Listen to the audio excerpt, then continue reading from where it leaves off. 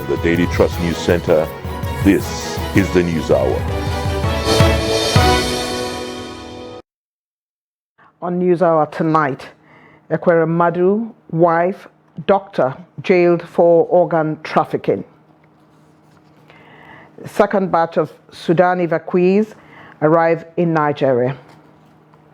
Police grant suspended Adama resident electoral commissioner bail as court fixes date for hearing in suit against INEC. And on the foreign scene, at least 72 bodies recovered in flooded villages in Eastern Democratic Republic of Congo. Hello and welcome to Trust News Hour. I am Eugenia Abu. A judge of the Central Criminal Court, also known as the Old Bailey, has sentenced former Deputy Senate President Ekwere Madu, his wife, Beatrice, and Dr. Obinna Obeta to various jail terms for organ trafficking. At the sentencing hearing Friday, Ekwere Madu was jailed for 9 years and 8 months. His wife Beatrice was sentenced to 4 years and 6 months imprisonment, while Obeta received a 10-year prison term. The sentencing follows their conviction in March for organ trafficking. The Ekwere Madu's sick daughter Sonia was cleared of any wrongdoing. The three were found guilty after arranging or facilitating a young Nigerian man's travel into the United Kingdom in a bid to obtain his kidney on behalf of Sonia. The jury said Ekwere Madu, his wife, and their doctor criminally conspired to bring the 21-year-old Lagos street trader to London to exploit him for his kidney. The conviction is the first under the UK's Modern Slavery Act 2015. The applicable starting points are custodial sentences of 10 years in the case of Obinna Obeta, 10 years and 6 months in the case of Ekwere Madu, and 6 years in the case of Beatrice Ekwere Madu. Obinna Obeta, stand up please. There are aggravating features in your case. You deliberately targeted a victim who was particularly vulnerable due to his young age, his isolation from his immediate family, and his poverty. After the conspiracy to exploit C was thwarted, you continued to try and find another person to be exploited in the same way. As against that, you have no previous convictions, and you were a person of good character.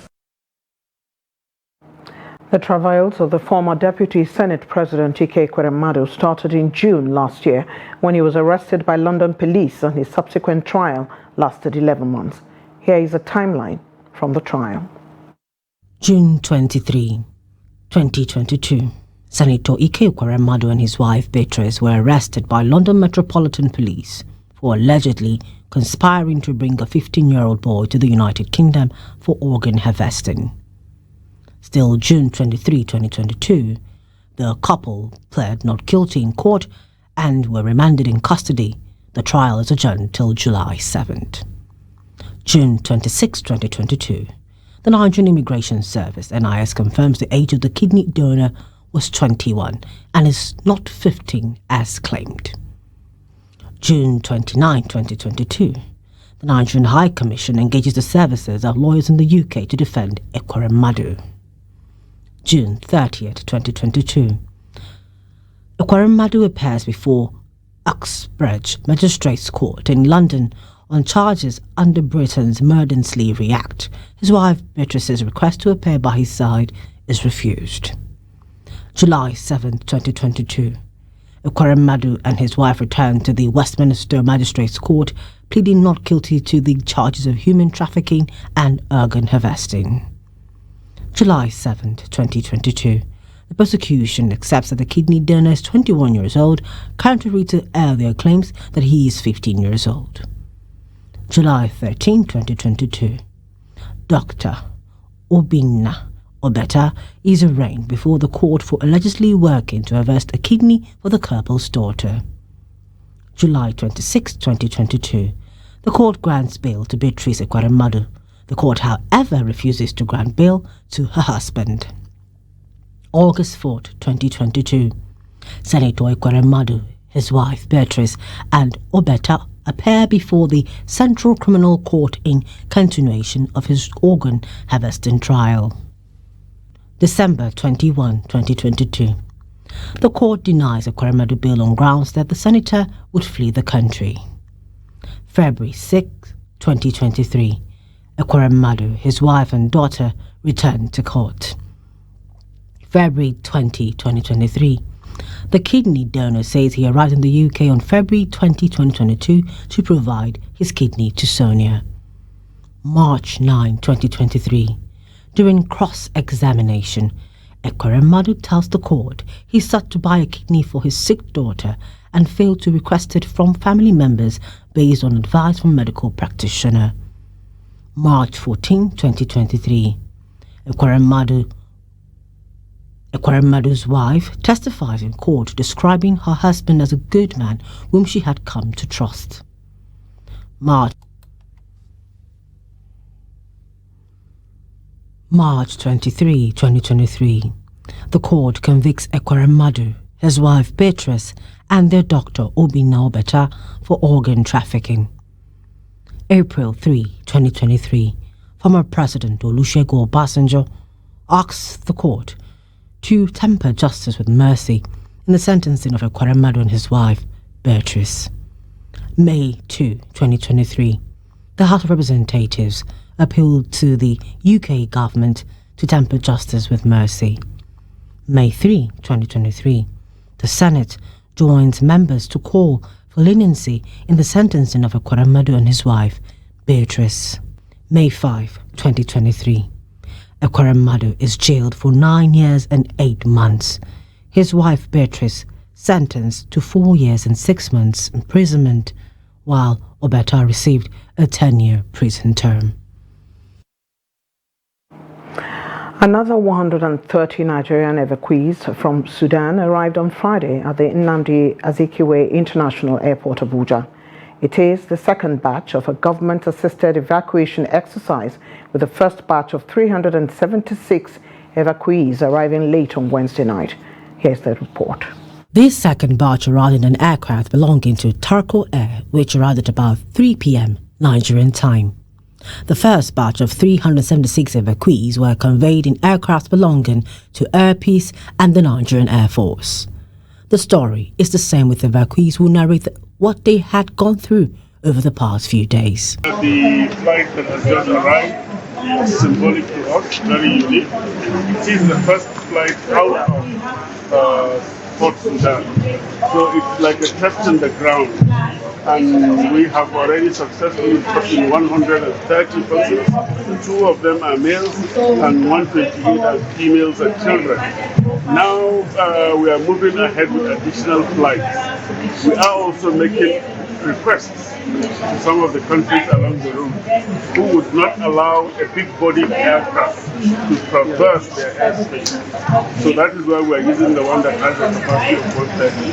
As soon as we get that approval, we are going to deploy a plane that in one go can take 500. We have them on the waiting list, but we do not have the clearance to carry a big-bodied aircraft. Authorities say the successful airlift of these first 2 batches clearly show that Nigeria has the capacity to protect its citizens' interests. Challenging and horrifying because there was a time that the power was off.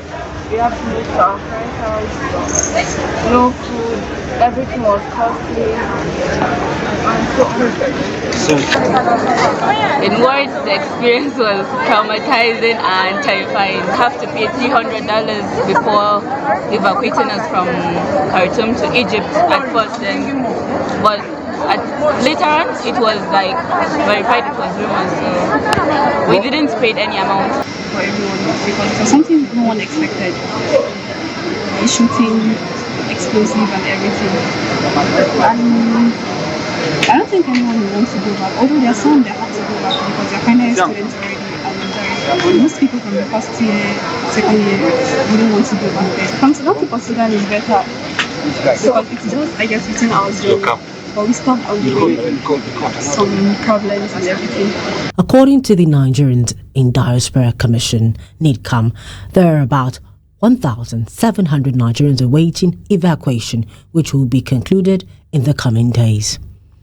Marks Air with a capacity of 540 passengers, Osman Air with a capacity of 400 passengers, and Nigerian Air Force airplane C-130 are on ground to evacuate others.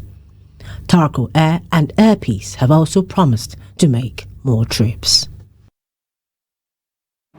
The Court of Appeal in Abuja has upheld the conviction and 8-year sentence imposed on the former chairman of the Pension Reform Task Team, Abdul Rashid Maina, for laundering about 2.1 billion naira. A 3-member panel of justices unanimously affirmed the judgment of Justice Okon Abang of the Federal High Court Abuja, convicting and sentencing him on November 8, 2021. In the lead judgment, Justice Elfrida Williams Daudu affirmed the various interlocutory rulings delivered in the course of the trial at the Federal High Court, which Maina appealed against. The judge, who resolved the 2 issues identified for determination against Maina, held that the appellant was not denied fair hearing by the trial court and that the prosecution proved its case beyond a reasonable doubt. The Nigerian Police Force has granted bail to the suspended Adamawa State Resident Electoral Commissioner Hudu Ari, who was in custody while the investigation continued. Ari has been in custody for interrogations by the police in the course of investigations into allegations of impropriety during the supplementary governorship election in the state. According to a statement by the Force Public Relations Officer Olumuyiwa Adejobi on Friday, Ari is expected to report at the police headquarters every weekday while investigations are ongoing on the matter. The embattled resident electoral commissioner was arrested by the police on Tuesday, weeks after he sparked controversy when he announced Binani as the winner of the dramatic poll while the collation of results was ongoing. In the meantime, the Federal High Court sitting in Abuja has fixed June the 1st for hearing in a fundamental human rights suit filed by suspended resident electoral commissioner for Independent National Electoral Commission (INEC) in Adamawa State, Hudu Yunusa Ari. In the suit filed through his counsel, Jubrin Okutekpa, SAN, Ari said he acted within his powers to announce the winner of the election based on valid results collated by the legally appointed and recognized collation officers for the election. The suspended resident electoral commissioner, now in custody of the police, said his action was meant to forestall a breakdown of law and order and to prevent further manipulation of the election process. Ari is seeking for an order compelling INEC and other respondents to publicly apologize to him for allegedly engaging in a media trial against him. The People's Democratic Party in Kebbi State and its governorship candidate, General Aminu Bande, retired, on Friday filed a 722-page petition challenging the eligibility of the candidate of the All Progressives Congress, Governor-elect Dr. Nasiru Idris. It also joined in petition the Deputy Governor-elect Umar Abubakar in the April 15 election on the Independent National Electoral Commission (INEC). Speaking to journalists at the State Election Petition Tribunal in Birnin Kebbi, the PDP legal advisor, Noura Bello, said they are challenging the result of the governorship election held in Kebbi State on 3 grounds: eligibility of the APC governor-elect Dr. Nasiru Idris, the substantial non-compliance with provisions of the Electoral Act and Constitution, malpractice, and overvoting during the elections. He said the respondent in the petition before the tribunal are INEC, the governor-elect Nasiru Idris, his deputy, Abubakar Umar, and the APC. The abducted 29 villagers from the Federal Capital Territory, Abuja, have been rescued by a combined team of the Police Anti-Kidnap Team of the FCT Police Command and local vigilantes at Sadauna Forest in Kotonkarfe local government area of Kogi State. The kidnappers had on April the 24th invaded Yewuti village, hometown of the former vice chairman of Kwali Area Council, Zubairu Jibrin Yewuti, and abducted 29 residents comprising women and children. The commander of the anti-kidnap team of the FCT Police Command, SP Mustafa Mohammed, while handing over the victims to the chairman of Kwali Area Council, Ladi Chia, said the abductors demanded 40 million naira ransom. He said the joint operation was carried out between Wednesday to Friday morning at Sadauna Forest, which he said shares a border with Toto local government area of Nasarawa and Kogi State. He said the joint team first located the kidnappers' den before they tactically engaged the kidnappers in a fierce gun duel that led to the rescue of the abducted victims. According to him, the kidnappers retreated after they were overpowered by the vigilante and anti-kidnap police team during the gun duel. The House of Representatives has urged the federal government to take immediate action to end the unrest in Kokona local government area of Nasarawa State and other parts of Nigeria. The House also called on the relevant security agencies to carry out immediate investigations and bring the perpetrators to justice. The call came on the heels of a motion titled Urgent Need to Investigate the Unrest between three communities in Kokona local government area in Nasarawa State, leading to the torching of two villages and the death of over 14 persons, moved by Gaza Jonathan Bwefwi at the plenary on Thursday. Presenting the motion, Representative Bwefwi said that there has been a recent unrest in Tatara and two other communities in Kokona local government area of Nasarawa, which has resulted in the loss of lives, destruction of property, and displacement of members of the communities. Adopting the motion after a voice vote by the majority of the members, they called on the National Emergency Management Agency, NEMA, to provide immediate intervention for those affected and the internally displaced persons. There has been a recent unrest in Tatara and two other communities in Kokona local government of Nasarawa State, which has resulted in the loss of lives, destruction of properties, and displacement of members of the communities. The House also notes that reports and investigative assessments indicate that the incident is between Mada communities and Fulani herdsmen. Aware that the Nigerian government and security agencies have been making frantic efforts to provide lasting solutions to the menace of such incidents in the region and other parts of the country, but more work needs to be done in such regards. The House is worried about the complaints of the Tatara inhabitants who observed that the deadly escapades of the attackers was increasingly unsettling the western part of Nasarawa State after leaving their unpleasant footprints in the southern part of the state. Disturbed that the local communities have been in a state of unrest as a bloody tribal conflict looms in Kokona local government after the inhabitants have been left in sorrow, blood, and tears by their assailants. Representative Bwefwi at the House of Representatives. Police in Kano say operatives have arrested one Ibrahim Musa, who allegedly stabbed his mother to death at Rimikebe Quarters, Nasarawa local government area of Kano State, on Wednesday evening. The State Police Commissioner, Mohammed Gumel, has ordered a manhunt for Musa after news spread that he allegedly stabbed his biological mother, Hajara Mohammed, to death.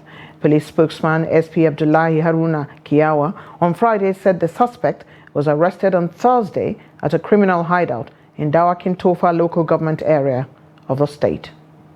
On 3rd May 2023, around 6 p.m. in the evening, we received this ugly report that one Ibrahim Musa, a 22-year-old of Rimi Kebe Quarters, Nasarawa local government area here in Kano State, stabbed his biological mother on different parts of her body, one Hajara Muhammad, a 50-year-old. On receipt of the report, the Command Commissioner of Police, CP Mohammed Hussein Gumel, immediately ordered the deployment of all available police assets to ensure that the culprit or culprits are brought to book. The team of detectives immediately went to the scene, removed the body from the scene to Muhammad Abdullah, who was a specialist hospital here in Kano State, where a medical doctor certified her dead. Currently, the suspect has been arrested at his criminal hideout in Dawakin Tufa local government area here in Kano State. On preliminary investigation, the suspect confessed that he single-handedly committed the act. President-elect Bola Tinubu has paid glowing tribute to late President Umaru Yar'Adua, who died 13 years ago on May 5th. In a message he personally signed, Tinubu said he remembers his good friend and brother in the struggle for democracy and good governance in Nigeria. The president-elect says he has fond memories of the steadfastness, patriotism and excellence in public service left behind by the late Yar'Adua, both as governor of Katsina State and president of Nigeria. Tinubu said he is determined to follow the good example set by leaders like Malam Umaru Yar'Adua, who showcased exceptional sense of propriety and selfless service as he prepares to take reins of leading the country. You're watching News Hour on Trust TV. Coming up after the break, leveraging on digital space employment opportunities. Do stay with us.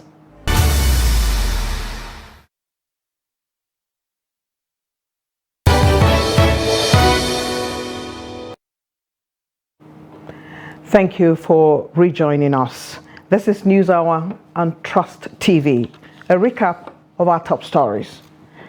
Ekweremadu, wife, doctor, jailed for organ trafficking. And second batch of Sudan evacuees arrive in Nigeria. I'm moving to more stories now. Leadership of the National Association of Nigerian Students, NANS, has given the federal and state governments ultimatum to immediately halt the proposed increase of tuition fees or face mass protest across the country. National President of the association, Umar Barambu, gave the ultimatum while speaking to journalists at the end of the Northeast Zonal Senate meeting held at the Abubakar Tatari Ali Polytechnic in Bauchi. Trust TV's Adamu Imam completes the report. Umar Barambu said that the increase in tuition fees in the past has negatively affected students, particularly those who are from poor background but struggling to get education. He said plans to increase tuition fees will be resisted by the entire students of the country who have been traumatized for long. I can assure you that he will be very angry and he can do the worst of it. So they should be looking at it as angle of security. If they continue like that, nothing less than of 60% of our colleagues will drop out of school. And anything that happens, they should be held responsible. Because frustration can lead you to a lot of things. We are saying this to them, not because I am president, but I'm a student too. They should tackle this thing so that it will not go out of hand. All the insurgency that comprises of youth is started from this kind of thing, frustration and mindset. Now, if you are out of school, you have maybe 2 years to graduate and you cannot be able to pay, you'll be forced out of school, then you will be thinking that no need of everybody to go to the school. I'm calling the President Muhammadu Buhari, to please renew or extend the tenure of Dr. Muhammad Jiyad Ali as the MD, Northeast Development Commission. And secondly, the coordinator says we are calling on all the Northeast state governors to come together as one towards the development of Northeast region. It is very important. We know they have a forum, and it is very important to us as youth and students of this zone to see the development, the importantness of that forum, that the Northeast Governors Forum have come to make themselves one. The students, however, urged the security agencies to advise the government to do the needful in order to avoid the dangers ahead of the school fees increase. Adam Imam, Trust TV News, Bauchi. The Nigerian Maritime Administration and Safety Agency, NIMASA, says it is ready to collaborate with security agencies to end the security challenges in the country. Director General of the agency, Bashir Jamu, expressed the agency's resolve while meeting security operatives in Zamfara State. Here's that report. Zamfara State is in the eye of the storm, as parts of the state are probably the most insecure zones in the country. Nigerian Maritime Administration and Safety Agency, NIMASA, is meeting with security operatives to share ideas on how to improve synergy and collaboration. Collaboration is critical in checkmating the activities of bandits and other criminal elements, not only in Zamfara State but in all parts of the country. Issues that dominate discourse here are the factors militating against efforts to curb insecurity in the country. These are broken down into superiority complex of security agencies, resistance to change, withholding credible intelligence, recruitment of the wrong people into the various security agencies, and refusal to place national interest above personal agenda. I wish to welcome you to this timely security stakeholder interaction. The aim of this simply is to provide a platform for the security stakeholders in your state to come together, discuss, and to respond to issues that affect our state and our country at large, and provide a proper and viable solution for the insecurity challenges we are facing in the state. The consensus by the security agencies is that all outfits must strengthen their collaboration with other relevant stakeholders if the ongoing war against banditry is to succeed.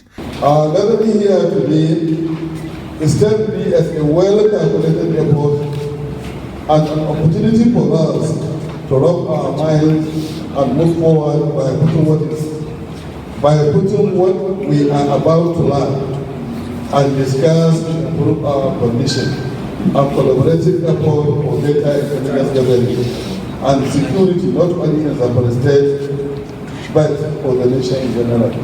NIMASA is donating security gadgets to security agencies in Zamfara State as part of its support for the current onslaught against bandits in the state. Nigerian youths have been charged to exploit and leverage on opportunities available for them in the digital space to earn legitimate income.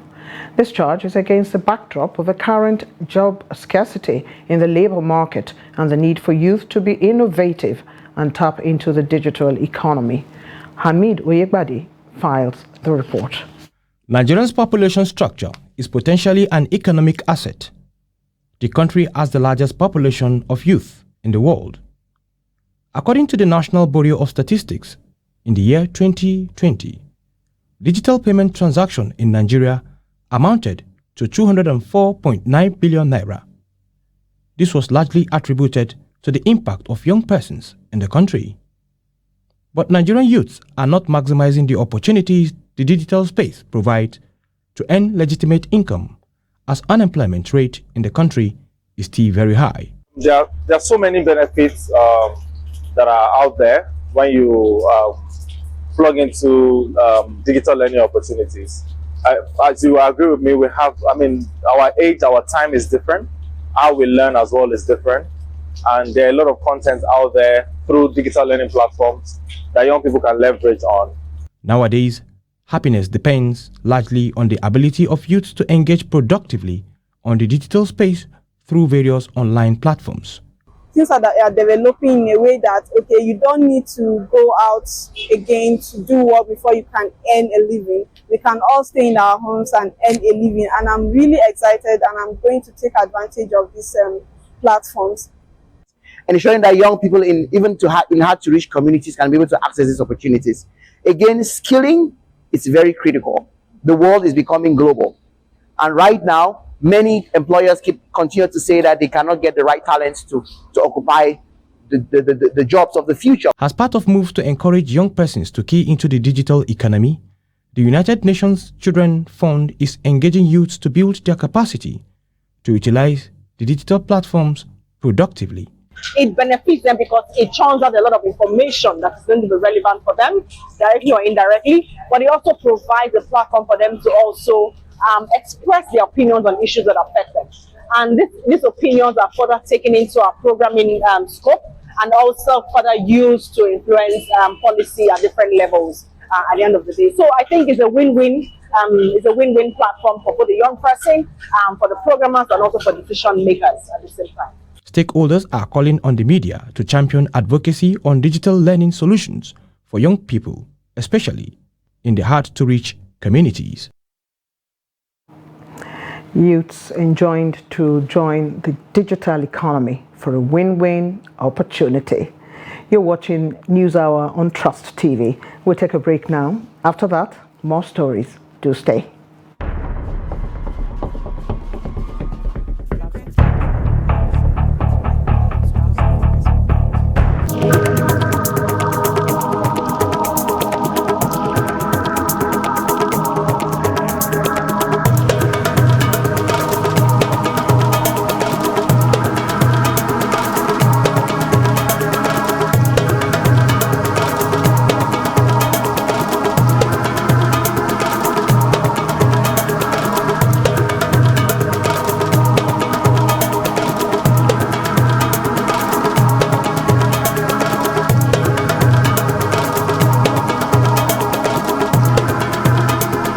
documenting the Nigerian story. Thank you for rejoining us. This is News Hour on Trust TV. A fire outbreak has gutted the Enugu Zonal Command of the Economic and Financial Crimes Commission, EFCC, in the early hours of Friday. It was learned that the incident, which occurred at about 30 minutes after midnight, affected one of the buildings of the command. A witness at the command told Daily Trust that the fire incident was triggered by a surge in public power supply. According to him, the ensuing inferno was later put out through the combined efforts of the Enugu State Fire Service and the Federal Fire Service. Spokesman of the Commission, Wilson Wujaren, also confirmed the development. Wujaren explained that no life was lost in the inferno. Residents of Jos, the Plateau State capital, say the new Naira notes are increasingly scarce for business transaction. The residents say old Naira notes are, however, available for people to transact their business with, adding that they hardly see the new notes. Ado Musa completes that report.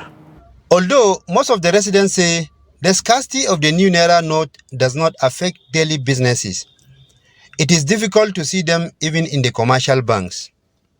While some of the residents say they do not know why the new Naira notes are scarce, some allege that commercial banks are giving the new note to wealthy individuals. Truly, we are facing serious challenge with the new Naira notes.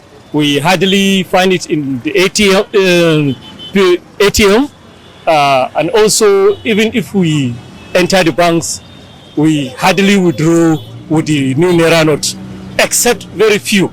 If you are withdrawing 10,000, for example, you will just get 2 of the new Naira notes, but the rest are all old ones. The issue of new Naira notes, we are not getting it from bank or from our customers. When we ask them about the new Naira note, they will tell us that they did not get it from bank, talk less of bringing it to us. Honestly, new Naira notes are very scarce because you hardly see it with people who come to buy newspapers from me.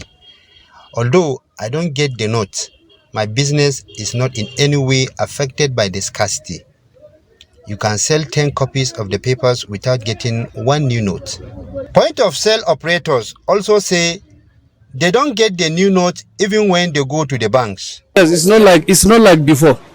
What they normally give us now is 500,000, sometimes 300,000.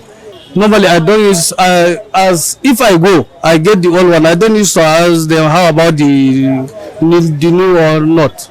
Many people in Jos are accusing the commercial banks of hoarding the notes for mainly few individuals. Ado Musa, Trust TV News, Jos. And away from the new Naira notes, it's time to talk about rain, which is a happy happenstance when it comes your way, when you've been waiting for it to farm or just to wet a very, very dry area. But in South Kivu, torrential rain in the province in the Eastern Democratic Republic of the Congo has caused a river to overflow, leading to significant damage and loss of life in the villages of Bushushu and Nyamukubi. The provincial government says in a statement without providing a death toll. Reports say humanitarian workers recovering bodies from the debris on Friday counted at least 72, many of whom were women and children. Local Administrator Thomas Bakenga said on Thursday night that at least 17 people had been killed in the floods and that around 40 people were missing. Floods and landslides are not an uncommon occurrence in South Kivu. The last incident of a similar scale occurred in October 2014 when heavy rain destroyed more than 700 homes. Over 130 people were reported missing at the time, according to the United Nations. Heavy rainfall and floods have led to tragedies in other parts of the country as well. Last month, at least 21 people died and several persons were reported missing a day after a landslide in North Kivu province. In December, at least 169 people were killed due to rains in the capital, Kinshasa. The World Health Organization has said COVID-19 is no longer a global public health emergency. A statement on Friday stated that the decision was reached at WHO's International Health Regulations Emergency Committee held Thursday at its 15th meeting on the pandemic. WHO Director General Tedros Ghebreyesus also agreed with the committee's resolution that COVID-19 is no longer a public health emergency of international concern. The global health body had declared the coronavirus outbreak to be a public health emergency of international concern in January 2020, about 6 weeks before characterizing it as a pandemic. At the time, there were fewer than 10,000 cases of the virus, most of them in China.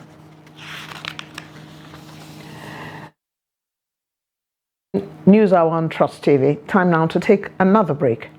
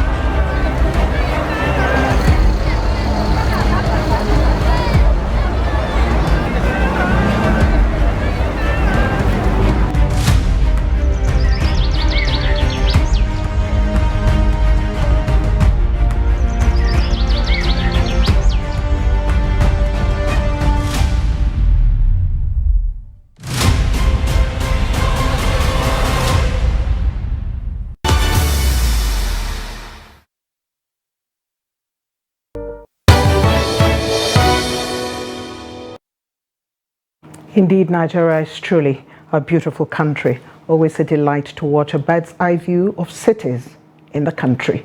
But then again, there's great business going on in Nigeria. It's time now to join Chiamaka Mwafo for the business news.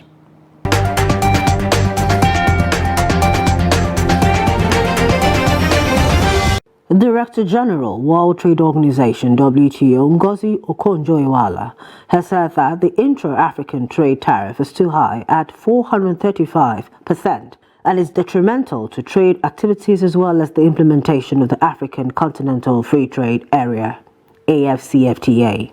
The DG said this while speaking at a trade integration in Africa high-level event themed Unleashing the Continent's Potential in a Changing World, held on Friday in Nairobi.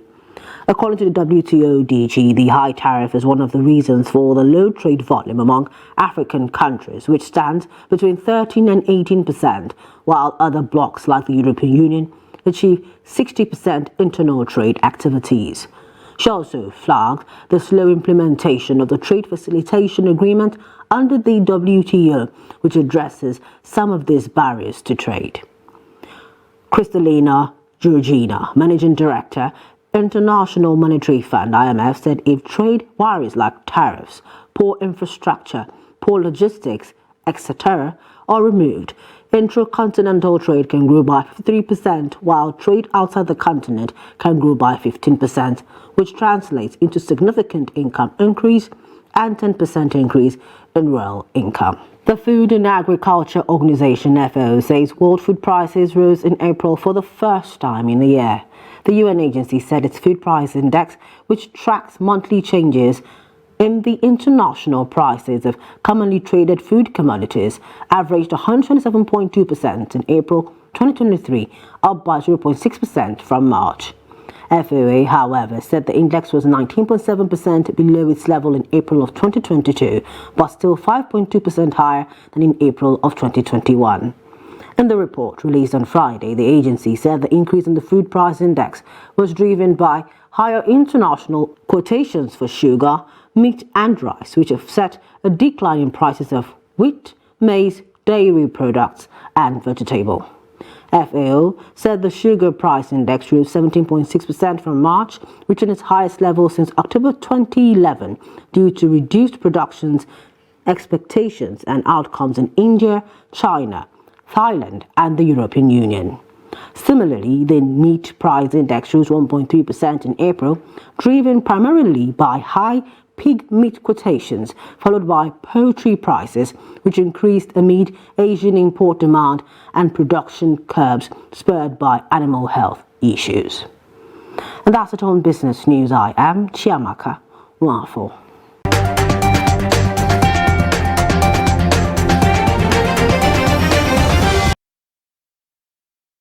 Intra-African trade in Nigeria and general business across the world. Thank you, Chiamaka, for always bringing us up to date. And in sports news, Victor Osimhen became the second Nigerian to win the Scudetto after Napoli's historic feat on Thursday night. The Partenope claimed their first Serie A title in 33 years after playing out a 1-1 draw with Udinese at the Dacia Arena. Obafemi Martins was the first Nigerian to achieve the feat with Inter Milan in the 2005-2006 season. Osimhen not only won it with Napoli this time, he also played a pivotal role in the club's victory. The 24-year-old has so far scored 22 goals and provided 4 assists in 27 league games this season. The striker is now in contention to become the first African to win the Golden Boot in the Italian top flight. The Nigerian international now holds a record for the most goals in a Serie A season by an African player after erasing Samuel Eto'o's old mark. Osimhen is also now the joint highest African goal scorer ever in Serie A with 46 goals.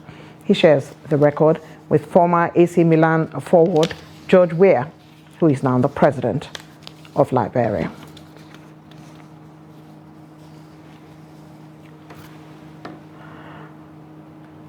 Let's now join Adeni Ajishafe for more sports news.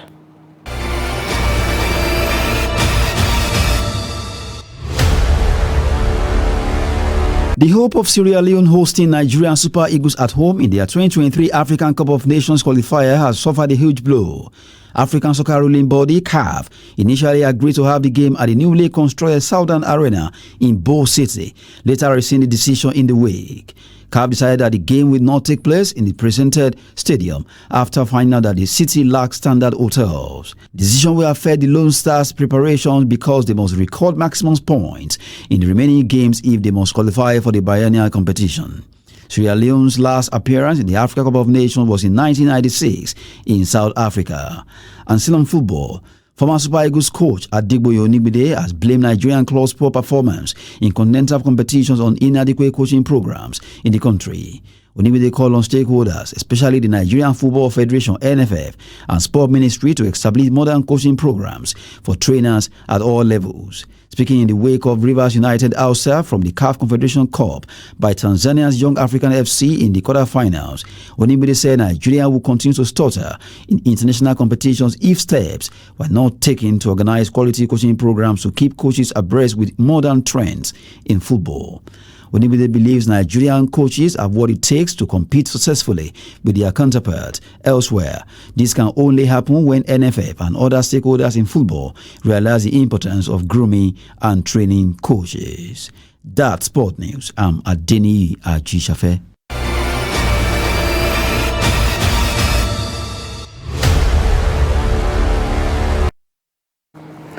And with that, we have come to the end of Trust TV News Hour tonight. Don't forget to follow us across all our media platforms. On behalf of all the team, I am Eugenia Abu. We thank you for watching.